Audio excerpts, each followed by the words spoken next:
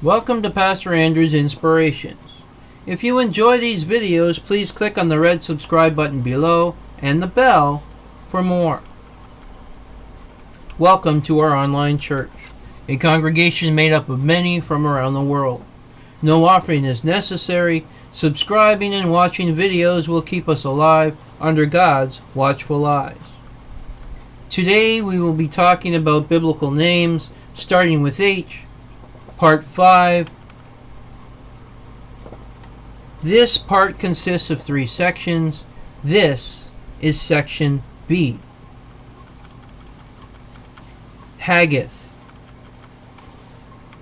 Haggith is a biblical figure, one of the wives of David. Her name means festive. Haggith is mentioned in 2 Samuel chapter 3, 1 Kings chapters 1 and 2, and 1 Chronicles chapter 3.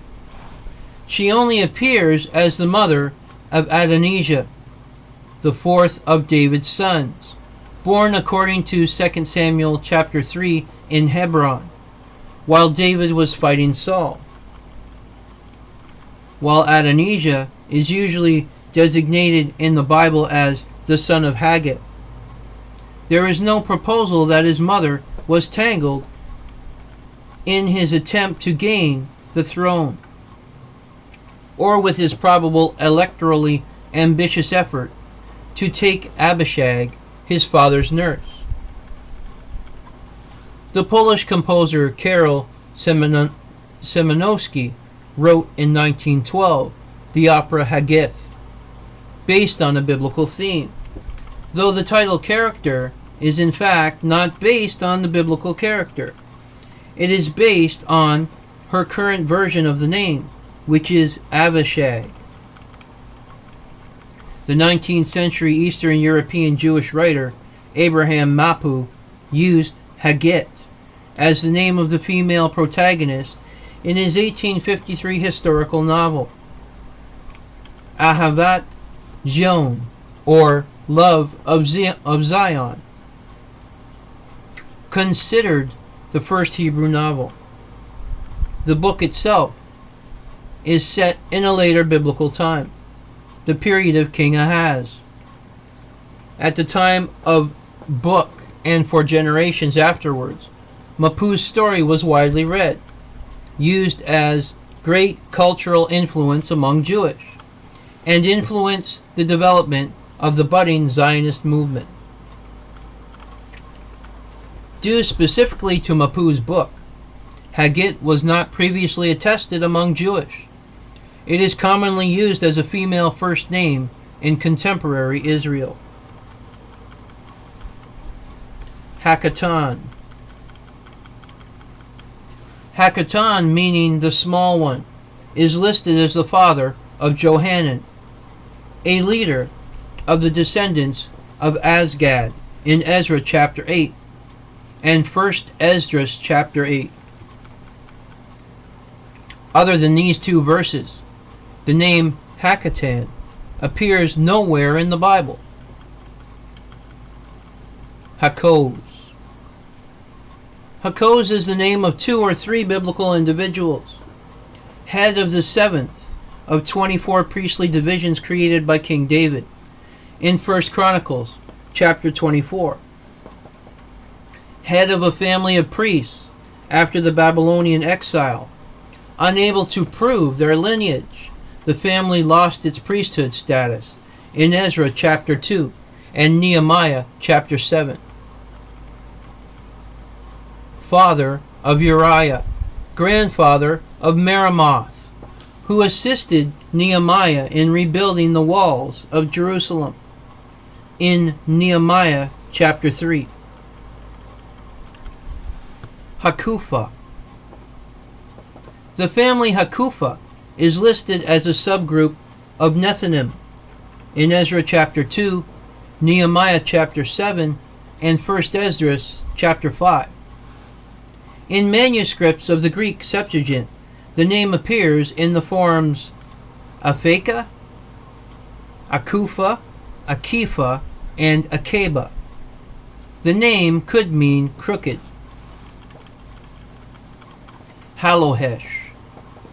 Hallohesh is a name which is used twice in the Bible. In a list of workers building the wall of Nehemiah, a man named Shallum, son of Hallohesh, is mentioned as having a leadership role.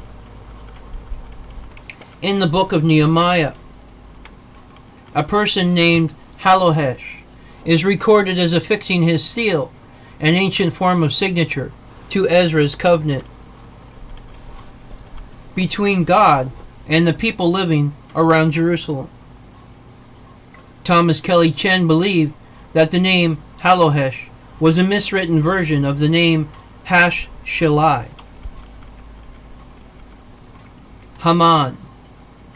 Haman, also known as Haman the Agagite or Haman the Evil, is the main rival in the book of Esther, who, according to the Hebrew Bible, was an official in the court of the Persian Empire under King Ahasuerus, commonly identified as Xerxes I, who died 465 BCE,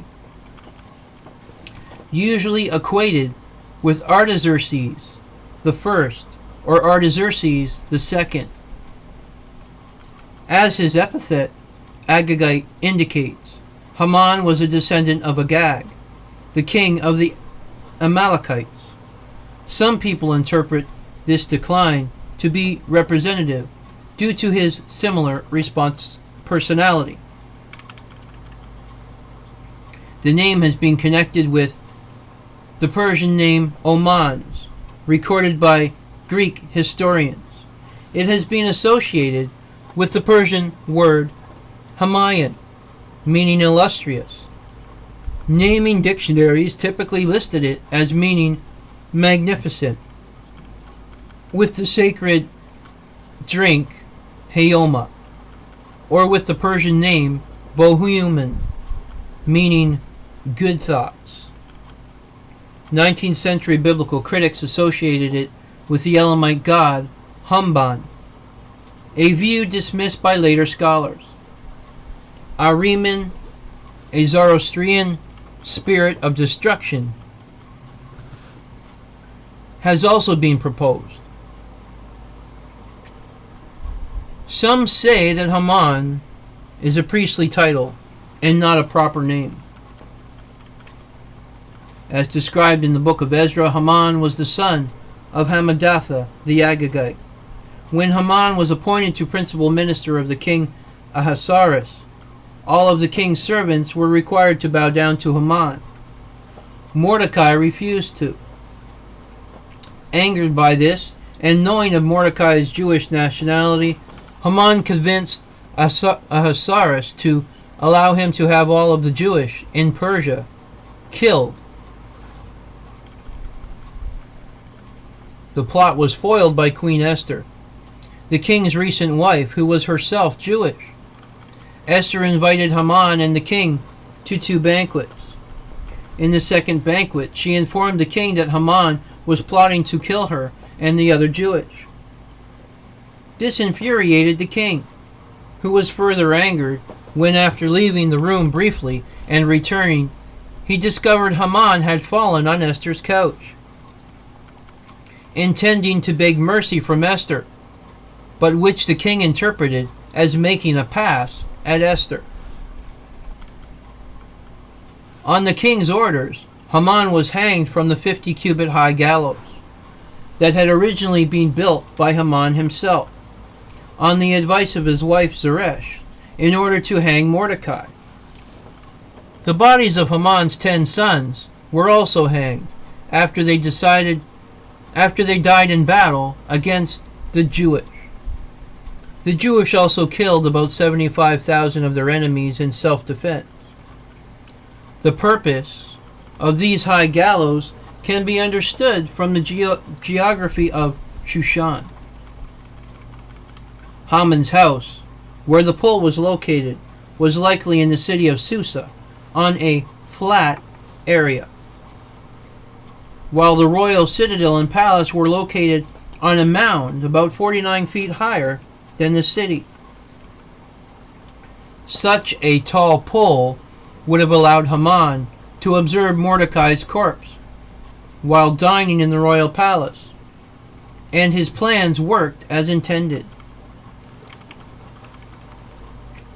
His mother was Amatla, a descendant of Orepti, or she-raven, apparently patriarch of a major Nahardian house. This was the biblical names starting with H, Part 5, Section B. Please stay tuned for Section C, continuing with Haman's story.